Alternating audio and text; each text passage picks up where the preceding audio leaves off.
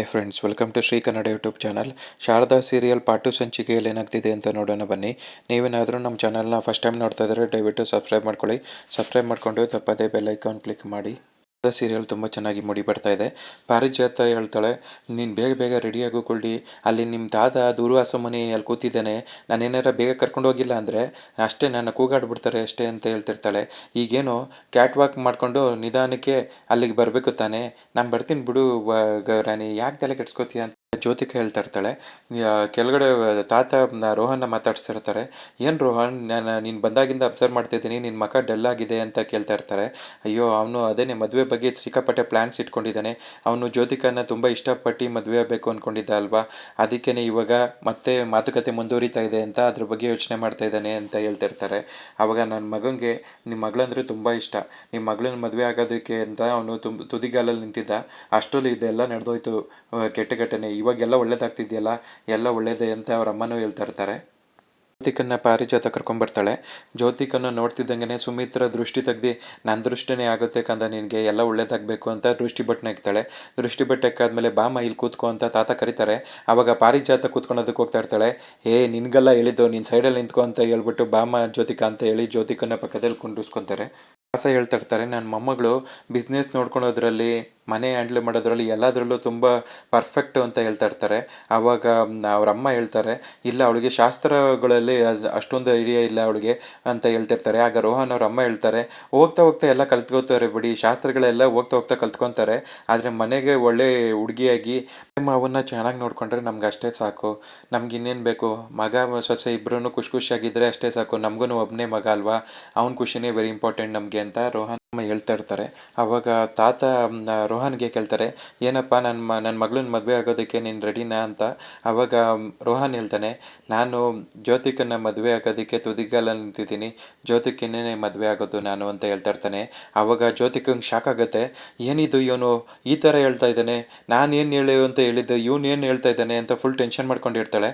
ಆವಾಗ ಶಾರದಂಗೆ ತುಂಬ ಖುಷಿ ಆಗ್ತಾ ಇರುತ್ತೆ, ಇನ್ನೇನು ಹುಡುಗಿನ ಒಪ್ಕೊಂಡಾಯ್ತಲ್ಲ, ಇನ್ನೂ ಒಳ್ಳೇದೇನೆ ಅಂತ ಹೇಳ್ಬಿಟ್ಟು, ಜ್ಯೋತಿಕಾ ಈಗ ನೋಡು, ನೀನು ಅಂದ್ಕೊಂಡಂಗೆ ಮದುವೆ ಆಗ್ತಾ ಇದೆ, ಈಗ ಸಂತೋಷನಾ ಅಂತ ಹೇಳ್ತಾಳೆ. ಆವಾಗ ಜ್ಯೋತಿಕಂಗೆ ತುಂಬ ಕೋಪ ಬರ್ತಾ ಇರುತ್ತೆ. ಆಗ ಅಲ್ಲೇ ಬಂದ್ಬಿಟ್ಟು ಸ್ವೀಟ್ನ ಕೊಡೋಣ ಜ್ಯೋತಿಕಂಗೆ ಅಂತ ತಟ್ಟೆಲಿರೋ ಸ್ವೀಟ್ನ ತೊಗೊಂಡು, ಜ್ಯೋತಿಕಾ ತಗೋ ಸ್ವೀಟ್ನ ತಿನ್ನು ಅಂತ ಹೇಳ್ತಾ ಇರ್ತಾಳೆ. ಕಿವಿ ಹತ್ರ ಬಂದ್ಬಿಟ್ಟು, ನೆನ್ನೆ ಸ್ವೀಟ್ ಕೊಡೋಕೆ ಹೋದ್ರೆ ಬೇಡ ಅಂತ ಹೇಳ್ತಿದ್ದೆ, ಇವತ್ತು ಸ್ವೀಟ್ನ ತಗೋ ಜ್ಯೋತಿಕಾ, ಸ್ವೀಟ್ ತಿನ್ನು ಅಂತ ಹೇಳ್ತಾ ಇರ್ತಾಳೆ. ಆವಾಗ ಕೋಪ ಮಾಡ್ಕೊಂಡು ಹಂಗೆ ಕೂತಿರ್ತಾಳೆ ಜ್ಯೋತಿಕಾ. ಆವಾಗ ತಾತ ತಗೋ ಅಂತ ಹೇಳ್ತಾರೆ. ಆವಾಗ ಜ್ಯೋತಿಕಾ ಒಂದು ಸ್ವೀಟ್ನ ತಗೊತಾಳೆ. ಆಗ ಶಾರದಾ ಮನೆಯವ್ರಿಗೆ ಎಲ್ರಿಗೂ ಸ್ವೀಟ್ನ ಕೊಡ್ತಾಳೆ. ಪಾರಿಜಾತ ಮನಸ್ಸಲ್ಲಿ ಅನ್ಕೊತಾ ಇರ್ತಾಳೆ, ಗೋಲ್ಡಿ, ನೀನು ನೋಡಿದ್ರೆ ಈ ಹುಡುಗ ಒಪ್ಕೊಳಲ್ಲ ಅಂತ ಹೇಳಿದ್ದೆ, ಇವನು ನೋಡಿದ್ರೆ ಕೆಟ್ಟೋನು ಅಂತಲೂ ಹೇಳಿದ್ದೆ, ಇವಾಗ ನೋಡಿದ್ರೆ ಇವನು ನೀನು ನನಗಿಷ್ಟ ಅಂತ ಹೇಳ್ತಿದ್ದಾನೆ, ಇಲ್ಲಿಗೆ ನಿನ್ನ ಕತೆ ಮುಗೀತು ಕಣೆ, ನಿನ್ಗೆ ಇನ್ನೂ ಏನೇನು ನೋಡಬೇಕೋ, ಏನೇನು ಅನ್ಭವಿಸ್ತೀಯೋ ಏನೋ, ನಿನ್ನ ಹಣೆ ಬರೇನೇ ಚೆನ್ನಾಗಿಲ್ಲ ಅಂತ ಪಾರಿಜಾತ ಮನಸ್ಸಲ್ಲಿ ಅನ್ಕೊತಾ ಇರ್ತಾಳೆ.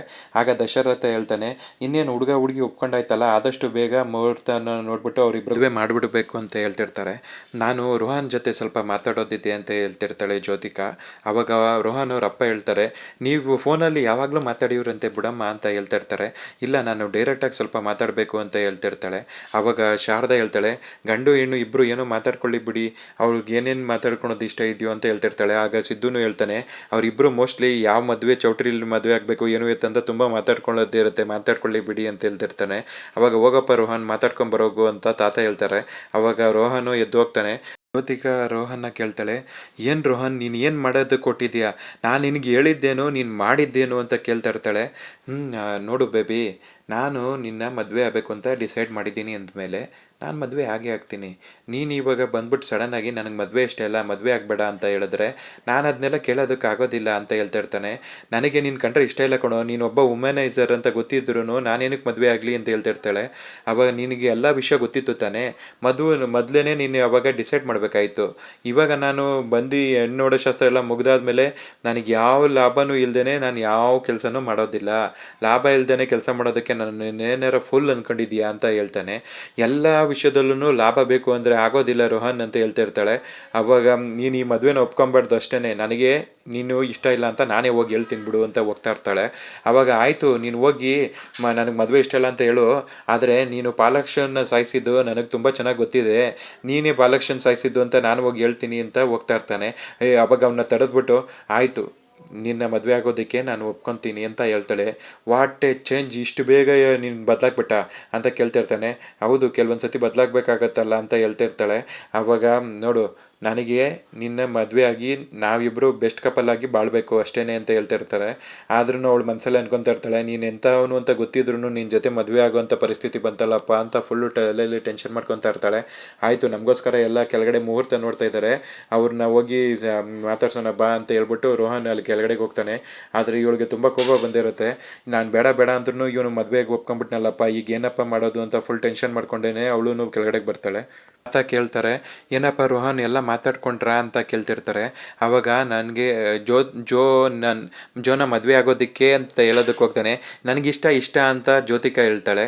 ಅವನು ಮದುವೆ ಆಗೋದಕ್ಕೆ ಇಷ್ಟ ಇಲ್ಲ ಅಂತ ಹೇಳಿದ್ಲು ಅಂತ ಹೇಳೋಕೆ ಹೋಗ್ಬಿಡ್ತಾಳೆ ಅಂತ ಟೆನ್ಷನ್ ಮಾಡಿಕೊಂಡು ಆವಾಗ ಅವನು ನನಗೆ ಇಷ್ಟ ಅಂತ ಜ್ಯೋತಿಕಾ ಹೇಳ್ಬಿಟ್ಟು ಅಲ್ಲೇ ಸಂಭಾಳಿಸ್ತಾಳೆ. ಇನ್ನೇನು ಹುಡುಗ ಹುಡುಗಿ ಎಲ್ಲ ಒಪ್ಕೊಂಡಿದ್ದಾಯ್ತಲ್ಲ, ಪುರೋಹಿತರೆ ನೀವು ಆದಷ್ಟು ಬೇಗ ಮುಹೂರ್ತ ಏನಾರು ಇದೆಯಾ ಅಂತ ನೋಡಿ ಅಂತ ಹೇಳ್ತಾರೆ. ಆಗ ಪುರೋಹಿತರು ಫುಲ್ಲು ಲೆಕ್ಕಾಚಾರ ಮಾಡಿಬಿಟ್ಟು ಇನ್ನು ಒಂದು ಇವತ್ತು ನಾಳೆ ನಾಡ್ದು ಅಷ್ಟರಲ್ಲಿ ಒಳ್ಳೆ ಮುಹೂರ್ತ ಇದೆ ಅಂತ ಹೇಳ್ಬಿಡ್ತಾರೆ. ಮುಹೂರ್ತನ ಬಿಟ್ಬಿಟ್ರೆ ಇನ್ನು 6 ತಿಂಗಳು ಒಳ್ಳೆ ಮುಹೂರ್ತ ಇಲ್ಲ ಅಂತ ಹೇಳ್ತಾರೆ. ಆವಾಗ ಪಾರಿಜಾತ ಹೇಳ್ತಾಳೆ, ಏನು ಇವತ್ತು ನಾಳೆ ನಾಡ್ದ ಸಾಧ್ಯನೇ ಇಲ್ಲ, 2 ದಿವಸದಲ್ಲಿ ಎಲ್ಲ ರೆಡಿ ಮಾಡೋದಕ್ಕಾಗೋದಿಲ್ಲ, ನಾವು ನೆಕ್ಸ್ಟ್ 6 ತಿಂಗಳಾದ್ಮೇಲೆ ಈ ಮದುವೆ ಇಟ್ಕೊಳ್ಳೋಣ ಅಂತ ಹೇಳ್ತಿರ್ತಾಳೆ. ಆವಾಗ ಶಾರದಾ ಹೇಳ್ತಾಳೆ, ಏನಜ್ಜಿ ನಿಮಗೆ ಮದುವೆ ಮಾಡೋದು ಇಷ್ಟ ಇಲ್ವಾ ಜ್ಯೋತಿಕಂಗೆ? ನಾವೆಲ್ಲರೂ ಶುಭಶ್ಯ ಶೀಘ್ರಂ ಅಂತ ಅವಳು ಮದುವೆ ಮಾಡಿ ಮುಗಿಸೋಣ ಅಂತ ಯೋಚನೆ ಮಾಡ್ತಾ ಇದ್ರೆ ನೀವು ನೋಡಿದ್ರೆ 6 ತಿಂಗಳಾದ್ಮೇಲೆ ಆಗಲಿ ಅಂತ ಹೇಳ್ತಾ ಇದ್ದೀರಲ್ಲ, ಯಾಕೆ ಅಷ್ಟೊಂದು ದಿನ ಕಾಯಬೇಕು ಅಂತ ಕೇಳ್ತಾ ಇರ್ತಾಳೆ.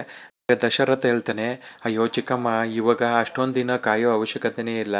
ಇವಾಗ ನಾವು ಇವೆಂಟ್ ಆರ್ಗನೈಸರ್ಸ್ಗೆ ಹೇಳ್ಬಿಟ್ರೆ ಅವ್ರು ಎಲ್ಲನೂ ರೆಡಿ ಮಾಡಿಬಿಡ್ತಾರೆ. ಇನ್ನು ಸಂಬಂಧಿಕರುಗಳಿಗೆ ಜಸ್ಟ್ ಫೋನ್ ಮಾಡಿ ಹೇಳಿದ್ರೆ ಮುಗ್ದೋಯ್ತು. ನಾವು ಅಲ್ಲಿ ಹೋಗಿ ನಿಂತ್ಕೊಳ್ಳೋದಷ್ಟೇ, ಅವರೇ ಎಲ್ಲ ಮಾಡಿ ಮುಗಿಸ್ಬಿಡ್ತಾರೆ.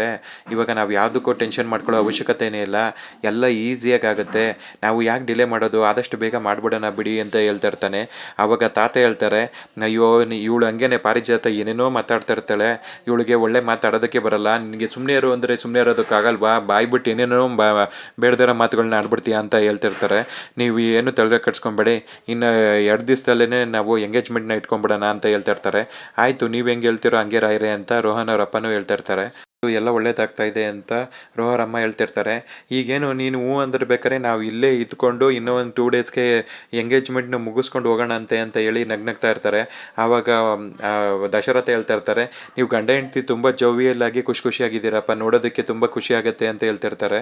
ಆವಾಗ ಹೌದು, ಗಂಡ ಹೆಂಡತಿ ಯಾವಾಗಲೂ ಹಿಂಗೇನೆ ಖುಷಿಯಾಗಿರಬೇಕು, ಜೀವನ ಅನ್ನೋದು ಬರೀ 3 ದಿವಸ ಅಷ್ಟೇ, ನಾವು ಇರೋಷ್ಟು ದಿವಸ ಖುಷಿಯಾಗಿರಬೇಕು ಅನ್ನೋದು ನಮ್ಮ ಪಾಲಿಸಿ, ನಾವು ಯಾವಾಗಲೂ ಖುಷಿಯಾಗಿರ್ತೀವಿ ಅಂತ ರೋಹನ್ ಅವ್ರ ಅಪ್ಪ ಅಮ್ಮ ಇಬ್ಬರು ಹೇಳ್ತಿರ್ತಾರೆ. ನಾವಿನ್ನು ಹೊಡ್ತೀವಿ ಅಂತ ಹೇಳ್ಬಿಟ್ಟು ರೋಹನ್ ಮತ್ತು ಅವ್ರ ಅಪ್ಪ ಅಮ್ಮ ಎಲ್ಲರೂ ಹೊಡ್ತಾ ಇರ್ಬೇಕಾರೆ ಜ್ಯೋತಿಕಾ ಅವ್ರ ಅಪ್ಪ ಅಮ್ಮನ ಕಾಲಕ್ಕೆ ಬಿದ್ದುಬಿಟ್ಟು ಆಶೀರ್ವಾದ ತಗೋತಾಳೆ. ಆವಾಗ ಶಾರದಾ ಸಿದ್ದುನ ನೋಡ್ಬಿಟ್ಟು ಕಣ್ಣು ಹೊಡಿತಾ ಇರ್ತಾಳೆ. ಆಗ ಸಿದ್ದುನು ಎಲ್ಲ ಅವ್ರು ಅನ್ಕೊಂಡಂಗೆ ಆಯಿತು ಅಂತ ತುಂಬ ಖುಷಿ ಪಡ್ತಾ ಇರ್ತಾರೆ. ಆವಾಗ ಎಲ್ಲರೂ ಮನೆಗೆ ಹೋದ್ಮೇಲೆ ಜ್ಯೋತಿಕಾ ಅವಳು ರೂಮಿಗೆ ಬರ್ತಾಳೆ. ರೂಮಿಗೆ ಬಂದ್ಬಿಟ್ಟು ಅಲ್ಲಿರೋ ಹಾಸಿಗೆ ಮೇಲಿರೋ ಬ್ಲ್ಯಾಂಕೆಟು ಮತ್ತು ದಿಂಬುನೆಲ್ಲ ತೆಗೆದು ಬಿಸಾಕ್ತಾ ಇರ್ತಾಳೆ.